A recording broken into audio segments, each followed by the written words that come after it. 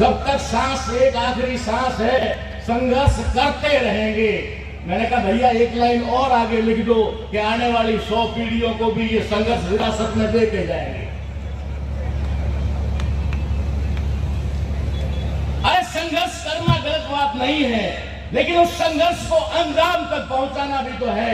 नहीं तो सदियों से हमारे लोग इसी प्रकार भुगतते आ रहे हैं और आज भी हम अपने बच्चों को भी विरासत में यही देके जाएंगे कि तुम भी लड़ते रहना, तुम भी संघर्ष करते रहना, तुम भी मांग करते रहना, तो फिर हमें सफलता कहां मिलेगी।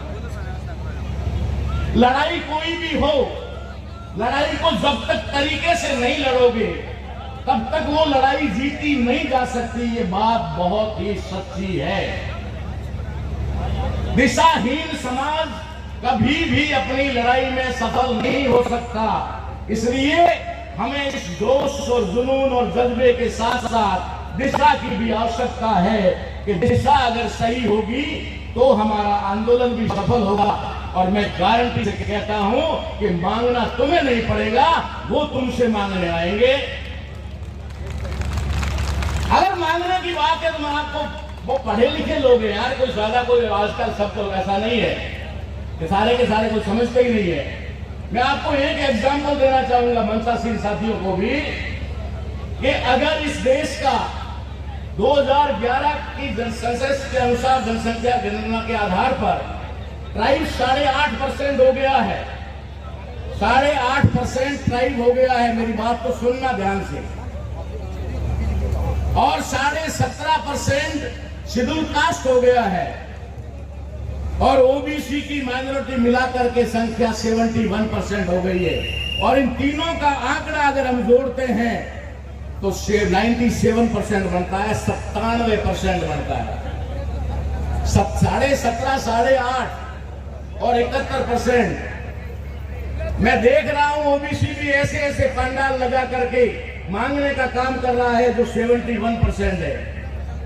शेड्यूल कास्ट भी ऐसे ऐसे पंडाल बना करके मांगने का काम कर रहा है जो संख्या में 17.5% है। और आज हम इस राजस्थान के अंदर 12 से 15% और पूरे भारत में 8.5% संख्या में होते हुए भी हम भी पंडाल लगाकर मांगने का काम कर रहे हैं। मैं सवाल पूछता हूं आपसे, अगर 97% मांगने वाले हैं तो आखिर देने वाला है कौन? हम मांग किससे रहे हैं? हमें इस बात का पता नहीं है कि हम मांग किससे रहे हैं। हर समाज आज पंडाल लगा करके मांग रहा है।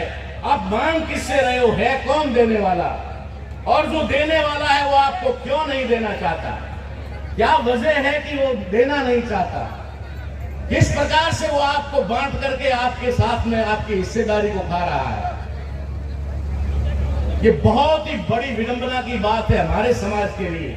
अभी हम बात कर रहे थे हमारे साथी डॉक्टर जी.आर. भील साहब से कि अगर समाज यहां तक आया है, अगर समाज ने ये स्थिति पैदा की है तो कल को ये समाज कुछ और भी कर सकता है।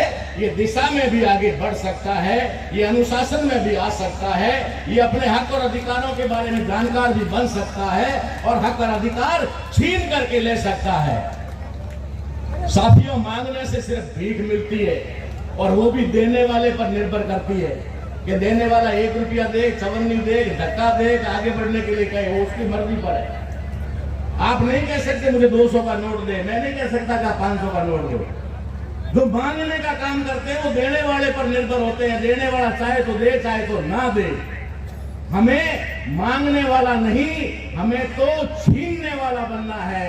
जो अधिकार हमारे उन लोगों ने हमसे छीने, षड्यंत्र करके छीने, हम लोगों को जातियों में बांट करके छीना, उन सारे अधिकारों को हमें उनसे छीनना है। और छीनने के लिए जो आज की आपकी ताकत दिखाई दे रही है, ये ताकत जरूर कुछ कमाल कर सकती है। हमें अब छीनना पड़ेगा। मांगते मांगते तो इस तथाकथित आजादी में 70 साल गुजर गए। 70 सालों में हमने मांगने से किसी ने नहीं दिया, तो अब हमें छीनना पड़ेगा। और उन लोगों से जिनसे हम मांग रहे थे, उनको मांगने वालों की लाइन में खड़ा करना पड़ेगा कि अब तेरे को देंगे, कितना देना कितना नहीं देना हम तय करेंगे। आज भी लोग हमारे संविधान के ऊपर डाका डाल रहे, उन्होंने कोरोना काल का बहाना बना करके 100 से ज्यादा अमेंडमेंट संविधान के अंदर कर दिए। सारे सांसदों को घर पे बिठा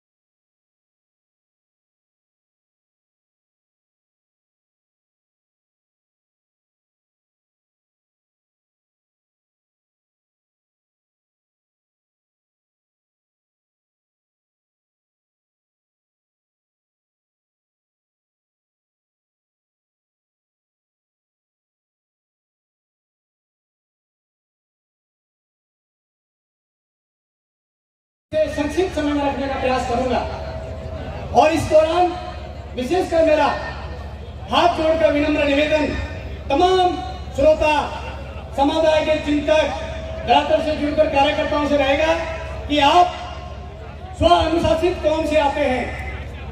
हमारा समुदाय स्व अनुशासित समुदाय है। आपको जहां उचित स्थान मिले वहां पर आसन ग्रहण करके इस कार्यक्रम में चार चांद लगाने का प्रयास करें। इधर की भीड़ सामियाना थोड़ा खाली दिख रहा है, उस सामियाने में यथोचित स्थान ग्रहण करके इस कार्यक्रम की शोभा बढ़ाएं। आज हम डीटीएसए की जो बात कर रहे हैं, तो सबसे पहले मैं डीटीएसए का परिचय देना चाहूंगा। डीटीएसए डेजर्ट ट्राइबल स्पेशल एरिया, रेगिस्तान जनजाति विशेष क्षेत्र। ये मांग हम लोग टीएसपी नॉन टीएसपी की तर्ज पर कर रहे हैं। जिस प्रकार उदयपुर संभाग के अंदर वो अनुसूचित क्षेत्र होने की वजह से वहां पर ट्राइबल कम्युनिटी के बाहुल्य होने की वजह से वहां के स्थानीय अभ्यर्थियों को सरकारी गैर सरकारी नौकरियों के अंदर तमाम प्रकार के राजनीतिक, आर्थिक और सामाजिक प्रतिनिधित्व मिलने के लिए वहां पर एक व्यवस्था की गई है टीएसपी और नियम टीएसपी। ठीक उसी तर्ज पर हम लोग चाहते हैं अखंड जोधपुर, अभी 2 खंड हो गए हैं, पाली और जोधपुर। मैं अखंड जोधपुर संभाग की बात कर रहा हूँ। अखंड जोधपुर संभाग के अंदर निवासरत कबीलाई आदिवासी समुदाय के लिए, जिसमें अगर 99% कहूँ तो अतिशयोक्ति नहीं होगी कि 99% भील समुदाय है और 1% से भी कम अन्य समुदाय जिसमें मीणा और धानका और गरासिया लोग हैं। इस समुदाय का सरकारी और गैर सरकारी नौकरियों में समुचित प्रतिनिधित्व कैसे हो, राजनीतिक क्षेत्र में प्रतिनिधित्व कैसे हो, आर्थिक और सामाजिक क्षेत्र में समुचित प्रतिनिधित्व कैसे हो, उस ओर बढ़ती हुई हमारी ये मांग रेगिस्तान जनजाति विशेष क्षेत्र। अब शब्द आता है विशेष क्षेत्र, स्पेशल एरिया। और आप लोगों को बता दूं, ये संविधान की 6वीं और 5वीं और 6वीं अनुसूची में विशेष क्षेत्र के बारे में विस्तृत वर्णन है। ज्यादा समय नहीं लूंगा। हमारे बीच में आसाम से नव कुमार जी सरण्या यहाँ विराजमान है और मैं खुद उस कार्यक्रम में आसाम में जाकर के जब हमने मंच साझा किया तो वहां देख के आए अनुसूचित क्षेत्र में क्या होता है। आप जाकर के देखोगे, पढ़ोगे तो समझ में आएगा। एक ही शब्द में कहना चाहूं तो होगा, आदिवासी क्षेत्र में आदिवासियों का राज, गैर आदिवासियों की वहां एंट्री, आदिवासी ग्राम सभा या आदिवासी परिषद की अनुमति के बिना प्रवेश भी व्यतीत है।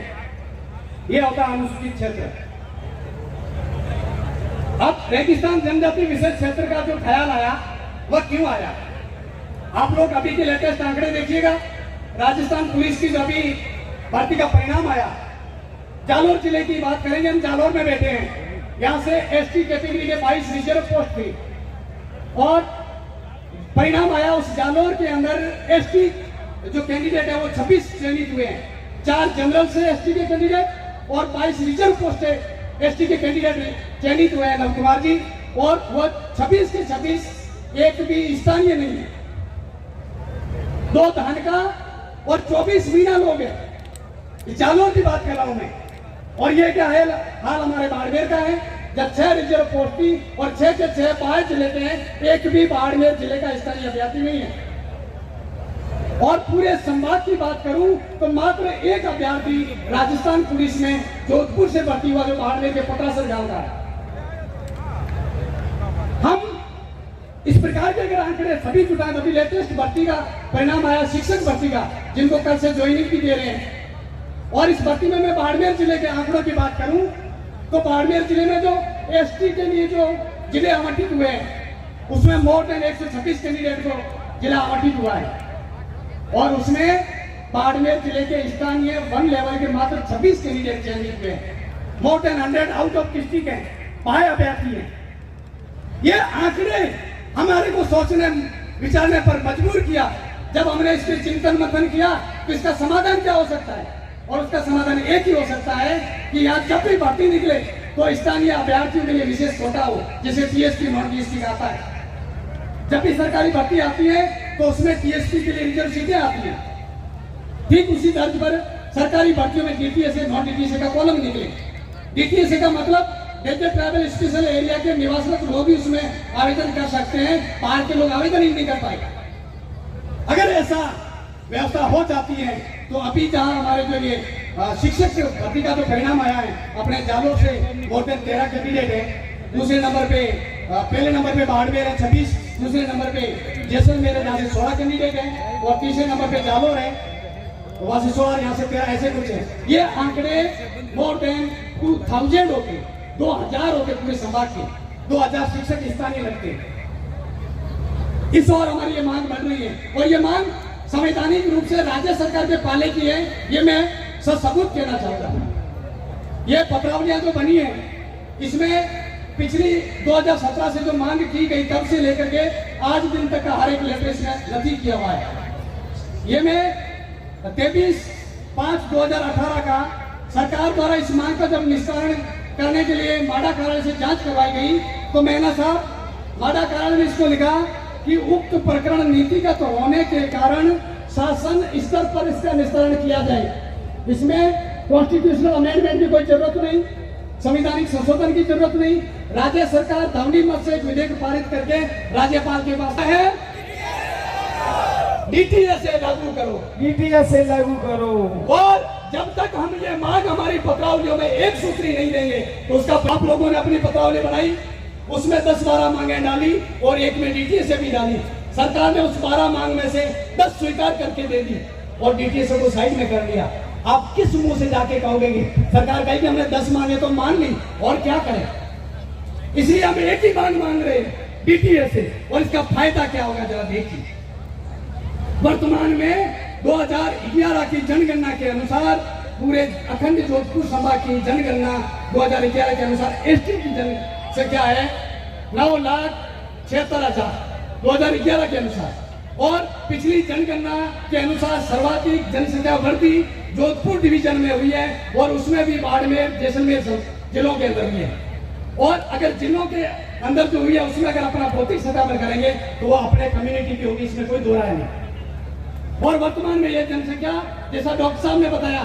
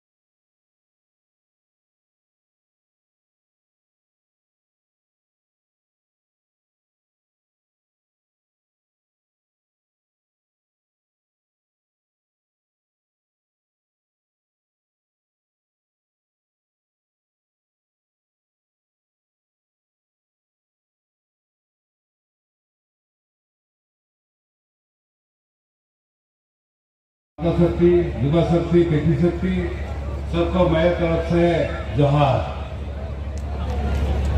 और हमारा मौसम में विराजमान संतों को भी मेरा प्रणाम है, और तमाम जो एक्टिविस्ट है, और स्पेशली जिन्होंने इतना बढ़िया ऑर्गेनाइज किया है, उनको भी मेरे तरफ से सैल्यूट है। और मुझे यहाँ आने का मौका मिला, और स्पेशली यहाँ समाज का जो समस्या है, जो उनका तकलीफ है, उसको हमको जानने का मौका मिला। और हमारा नेटवर्क भी बड़ा है। जब मैं असम का कोकराझार सेक्टर का 2 बार का निधन सांसद हूँ। नव कुमार स्वामीनाथ हमको कौन जानते हैं, हीरा भाई बोल के असम का नॉर्थ ईस्ट का सब लोग जानते हैं। और मैं एक विशेष क्षेत्र से आता हूँ, क्योंकि हमारा उधर में 6 सीजन लागू है। आपको पता है जे बोडोलैंड के लिए बहुत बड़ा संघर्ष हुआ था, जहां हजारों लोग मारा गया, बहुत सारा लोग घायल हुआ, लेकिन उसके परिणाम वहां 6 सीजन घोषित किया गया। और मेरे क्षेत्र का 9 जिले का लगभग 4 जिला 6 सीजन में आता है। आपका इतना जितना 9 डिस्ट्रिक्ट है, मेरा क्षेत्र में 9 डिस्ट्रिक्ट है, उसमें 4 डिस्ट्रिक्ट सबसे बड़ा ये 6 सीजन में आता है। तो पहला है आपका जो राजस्थानी क्षेत्रों का जो स्पेशल मांग है, मुझे लगता है संविधानिक तौर पे ये कोई खराब नहीं है, ठीक नहीं है, ये सही है। अगर स्टेट गवर्नमेंट चाहे तो ये कर सकते हैं, क्योंकि हमारा इधर में बहुत सारा ऐसा एरिया था जो 6 सीजन भी नहीं है, फिर भी उसको एक काउंसिल के तहत एक अलग से आइन लागू करके एक लाके गवर्नमेंट ने बना के रखा है। तभी रवा ऑटोनोमस काउंसिल हो, मिसिंग ऑटोनोमस काउंसिल हो, ऐसा करके कुछ तो 6 सीजन में, कुछ तो 6 सीजन में नहीं है, फिर भी उसमें काउंसिल है, अपना मेंबर है, पारिषद है, अपना बजट है, सब कुछ जो कर सकते हैं। तो इसका मतलब ये है संविधान और वैधानिक दौर से वो कहीं गलत नहीं है। लेकिन बात आती है एक्चुअली इसको कौन करेगा? इसको करेगा गवर्नमेंट, सरकार करेगा, लेकिन सरकार में कौन है हमारा? मैंने जब सुन के आया था, मैंने भी कभी सोचा नहीं था कि एक दिन हमको यहाँ भीलमल में हमको आना पड़ेगा। मैं सोचा था मैं एक सांसद हूँ और मेरे क्षेत्र को देखना पड़ा और देखने का है, लेकिन बाद में मैं घूम के फिर के जो पता चला आपका यहाँ जैसा बहुत सारा इश्यू हमको जानने का मौका मिला, तो मुझे लगा है अगर आप लोग लड़ते रहेंगे लेकिन कुछ होने वाला नहीं है, लेकिन हम लोग साथ देंगे, एक साथ मिलकर लड़ेंगे, तो मुझे लगता है नामुमकिन नहीं है। आज देखिए, आज हमको बोलना पड़ा हम मूल निवासी है, हम भारत देश का मूल निवासी है, लेकिन एक दिन तो आपका ही ये देश था, आपका ही शासन था, आपका ही राजा था। पहले आपने मुगल के लड़के सब कुछ खत्म हो गया, उसके बाद ब्रिटिश से लड़ना पड़ा, उसके बाद फिर अपना दिल्ली सरकार से आपको लड़ना पड़ा, अभी भी आप लोग लड़ रहे हैं। यह तमाम एमएलए, एमपी, मिनिस्टर बन गया है, अपना समाज का बन गया है, लेकिन हमारा तकदीर बदला नहीं है। तो मुझे इसलिए ये रास्ता हमको भी सुनना पड़ा। आपको पता है मैं आजाद से एमपी हूँ, लेकिन एक एमपी से कुछ होने वाला नहीं है। और ये हमारा तमाम जो इश्यू है, अगर इसमें पॉलिटिकल विल है तो सब कुछ है। आज गहलोत सरकार चाहे तो एक दिन में कैबिनेट बैठ के, पार्लियामेंट उसका असेंबली बैठ के ये डिसीजन ले सकते हैं, लेकिन ये करेगा नहीं, क्योंकि उसको पता है कि हम जितना सिले भील के नाम पे, गोंडवाना के नाम पे, बोडो के नाम पे या संताल के नाम पे, लेकिन हम लोग में एकता नहीं है। बहुत के टाइम हम डिवाइडेड हो जाते हैं, कोई क्षेत्र के नाम पे, कोई जाति के नाम पे, कोई धर्म के नाम पे, कोई पार्टी के नाम पे। और हमने देखा अगर ये सब इश्यू को हम समाधान करना है तो एक हमको राजनीतिक लाइन खींचना ही पड़ेगा। तो इसे हम निर्दलीय होते ही हमने कोशिश की।